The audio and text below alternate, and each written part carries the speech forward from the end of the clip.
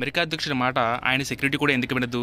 America అధ్యక్షుడిని అత్యంత శక్తివంతమైన దేశాధినేతగా భావించినప్పటికీ ఆయన భద్రత విషయంలో మాత్రం ఫైనల్ డెసిషన్ తీసుకునే అధికారం సీక్రెట్ సర్వీస్కే ఉంది. ఒకవేళ అమెరికా అధ్యక్షుడే కాసేపు నన్ను ఒంటరిగా వదిలేయమని కోరినప్పటికీ ఆ ఆదేశాలని సెక్యూరిటీ అయితే పట్టించుకోదు. ప్రపంచంలోనే అత్యంత పవర్ఫుల్ ప్రెసిడెంట్ మాట అతని సెక్యూరిటీ కూడా ఎందుకు వినదంటే దానికి మెయిన్ రీజన్ గతంలో జరిగిన కొన్ని కారణాలు. ఇంతకుముందు అమెరికా అధ్యక్షులైన నలుగురు హత్యకు గురయ్యారు. వారిలో అబ్రహం లింకన్, జేమ్స్ గ్రాన్వాల్దే, విలియం కాల్డీ, జాన్ ఆఫ్ కెనడీ. అందువల్ల అప్పటి నుంచి ఇలాంటి హత్యలు రిపీట్ అవ్వకూడదని ఆ దేశ సీక్రెట్ సర్వీస్ ఏజెన్సీ సెక్యూరిటీ విషయంలో స్వయంగా అమెరికా అధ్యక్షుడి మాట కూడా వినరు. ఈ విషయంలో చాలా సీరియస్గా ఉంటారు. అది ఎంత అంటే అమెరికా అధ్యక్షుడు ఎక్కడికి వెళ్ళినా సరే 3 భద్రతా వలయాలు ఉంటాయి.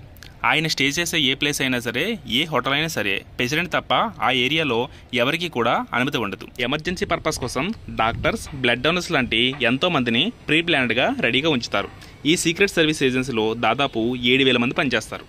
Thanks for your watching. Please subscribe and like.